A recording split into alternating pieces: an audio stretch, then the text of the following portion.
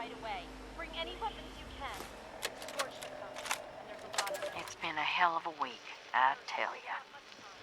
We lost more good people fighting off those damn scorched things again. Now I got Shabbos telling me we're picking up a new radio signal. Someone's asking for help. She wants me to take my team and follow it till we find them. Can't be too far. Already tracked a gaining strength south of here. Problem is, we have to go straight on through Raider country to find them. And I don't have the time or men to spare right now. So, I hate to say it, but I gotta tell her it ain't gonna happen. Not now. My team's the last line of defense, and if I take them on some wild goose chase, we're leaving ourselves open for another Christmas flood situation. And you can bet your ass I ain't gonna let that happen again. Even if it means someone out there might need us. Man alive, times have changed.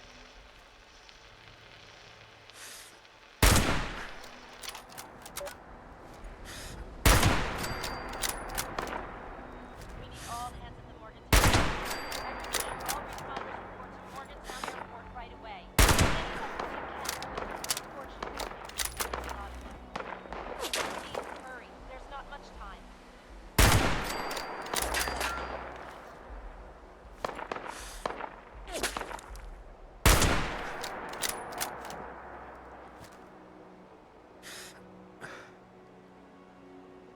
We need all hands at the Morgantown Airport base. I repeat, all responders report to Morgantown Airport right away.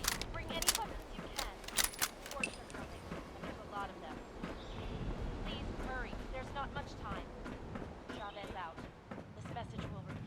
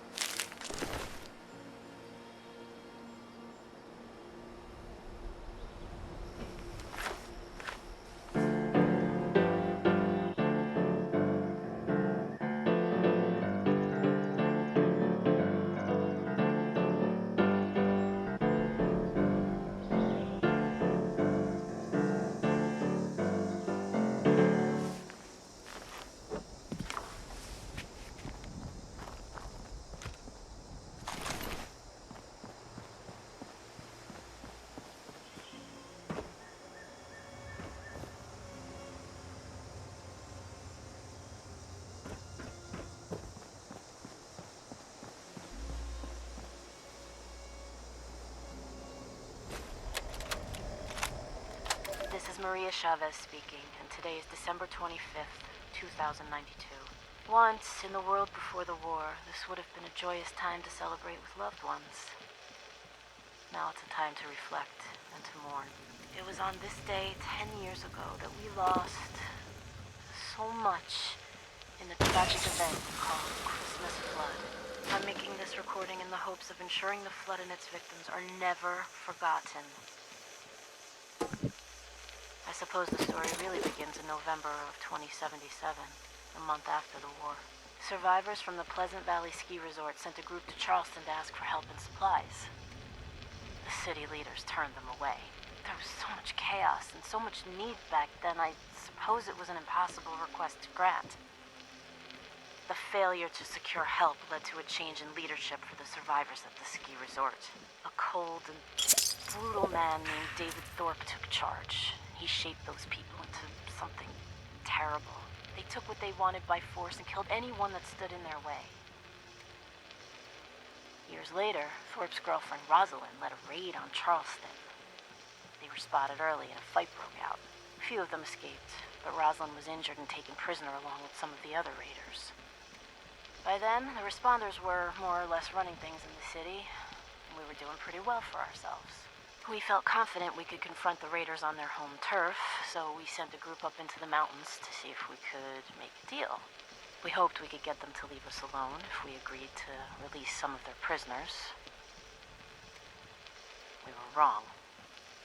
Thorpe somehow got his hands on a mini nuke. He used it to blow the Summersville Dam on Christmas morning. We lost almost everything.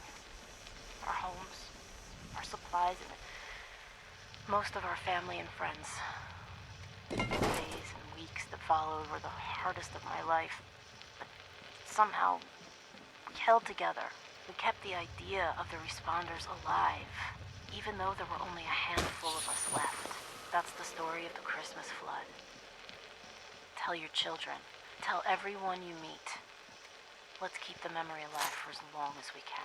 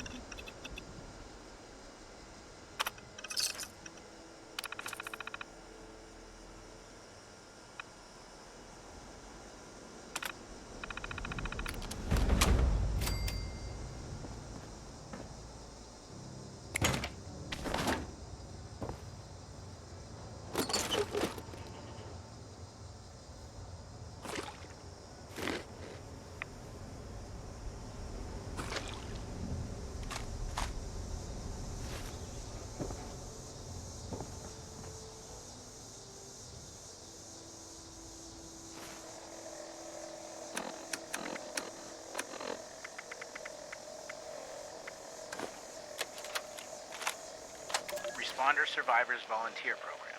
Advanced Training. Camping by Miguel Caldera. Robot Programmer Extraordinaire. Part 1. Finding the perfect camping location. Now that the world has changed, it's hard to stay safe. It used to be that camping was safe as houses. Well, until there was a strong wind, right? These days, nothing is really safe. Even in your camp, someone might hurt you. The perfect spot doesn't matter now. It's all about your defenses. You can build near people you trust who will watch your back, or build things that will watch your back for you. No problem. Anyone can do it. Remember, camps are mobile. We're all explorers now, camping in a strange land full of adventure, wonder, and danger. So, camp often, and rest a lot. Before the war, I was gonna retire and go camping. Now I can do it every day. Forever. It's a dream come true. You know, do what you love, right? Now come to my camp, and I can show you some knots and framing techniques. Then, I'll direct you onto some helpful supplies. Good luck, volunteer.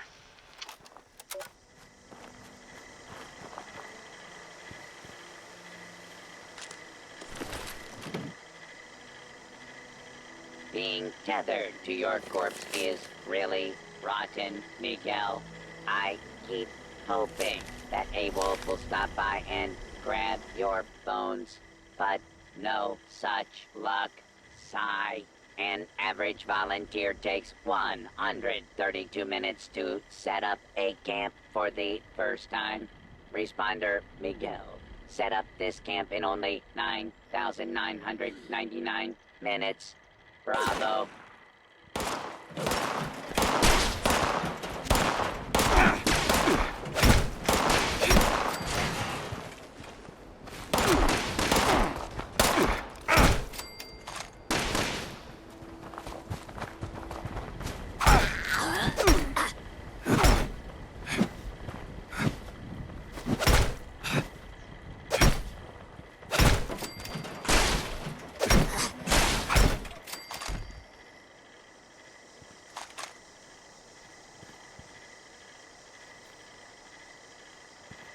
You know, I've been tethered to Miguel for years.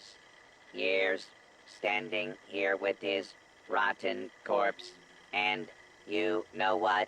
I hate camping.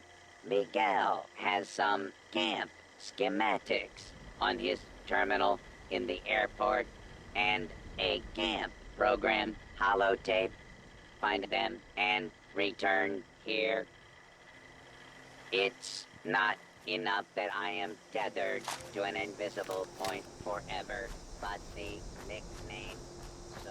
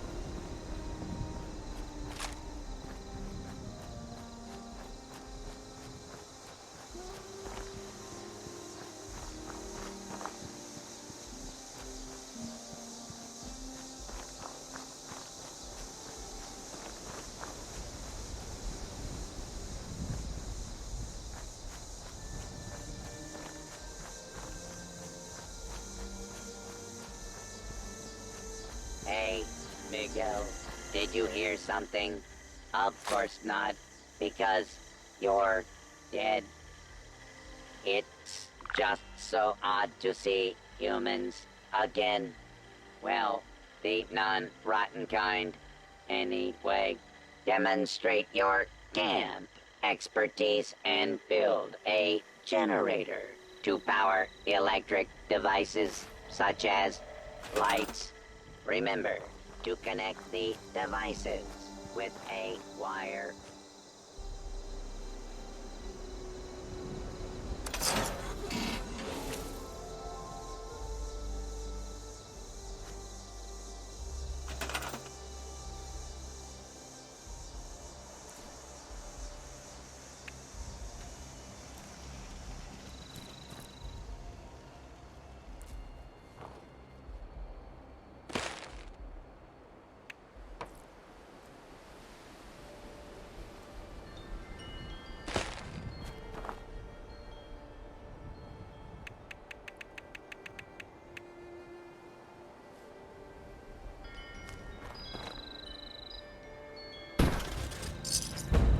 You did it in record time.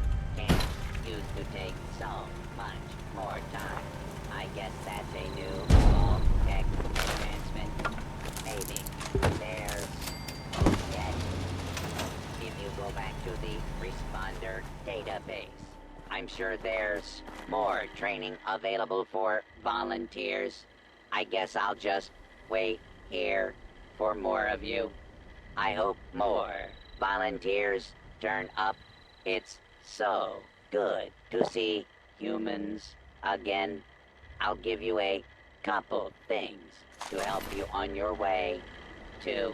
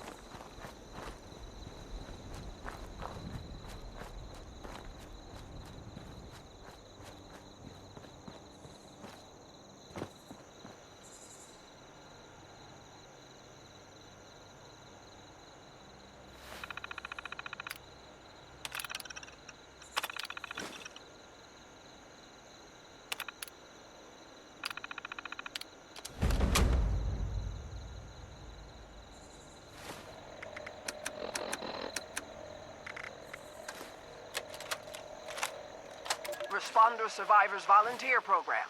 Advanced Training, Secure the Supplies by Kesha McDermott. Volunteer responders, like you, must help stock our supplies regularly if any of our caches are depleted. Since this is your first time on patrol, I will walk you through it. First, head to the triage center. This exercise will take you around the primary Morgantown Airport. Now, you want to restock these caches regularly.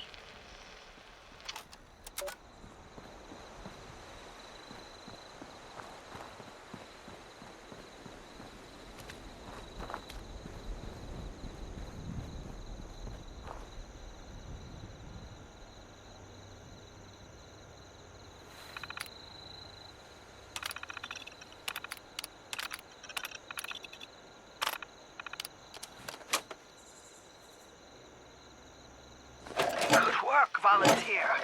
The triage center sees the heaviest of casualties, so the supplies here are probably always running low. Restock, then head out to the tarmac. Responder Rocky set up in the processing camp in a cargo container. Hey, you are doing good work, volunteer. I know it's tough to walk through the wounded and just restock shelves, but we need you to do this. Other responders will take care of them. We need people to depend on.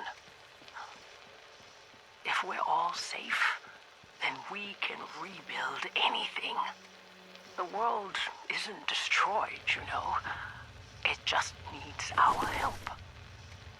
Anyway, the next supply cache has a key, but you'll need to pick it up from Responder Rocky. Just tell him that Kesha has you doing patrols. Now start heading over to the medical center. You want to keep your patrols pretty quick so the responder database doesn't lock you out. We use the processing center to hold food and drink supplies for any new survivors brought back for triage. So, it's real important to keep stocked. It's been such chaos keeping things well stocked. Since the scorched... well, since the bombs. Seems like forever now. Like I used to tell my students, things are always a different kind of tough, and so are you. You only need to be tough enough to make it. Yeah. But the addendum is, you also need to have resources and support to make it, and nobody can make it entirely alone. Okay? Now, go on to the clinic.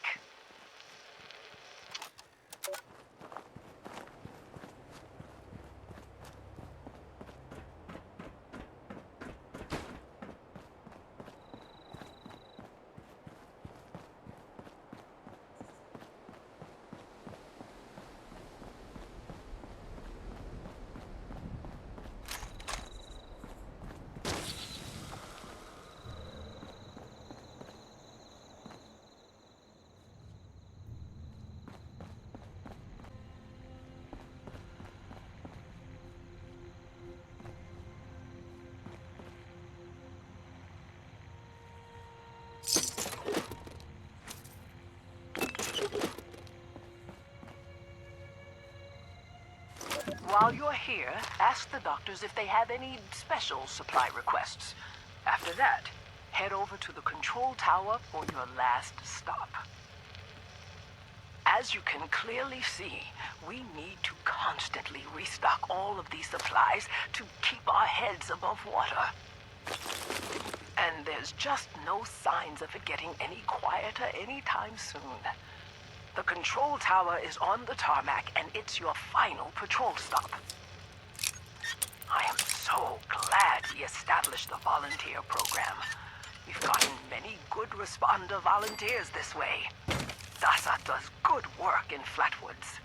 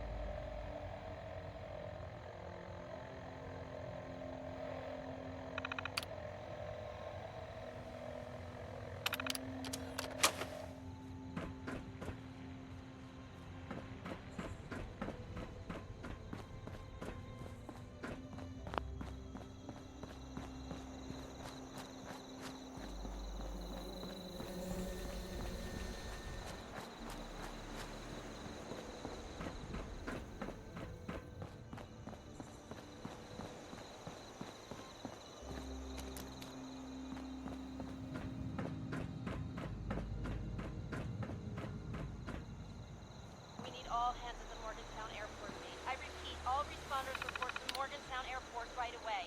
Bring any weapons you can. The Scorched are coming, and there's a lot of them.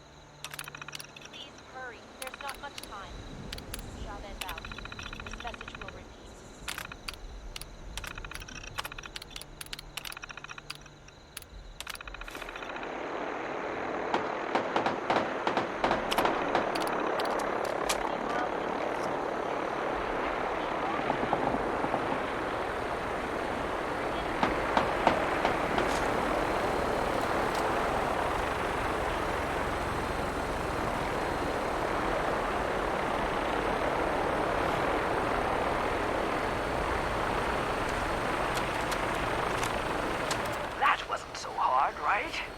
Miguel has programmed some of the bots to restock the supply caches, but nowhere near the rate that we need.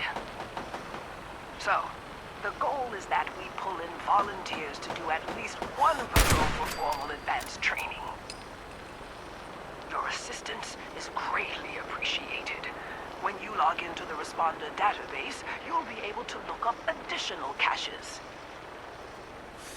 Thank you for your service, volunteer. And remember, helping others will help yourself.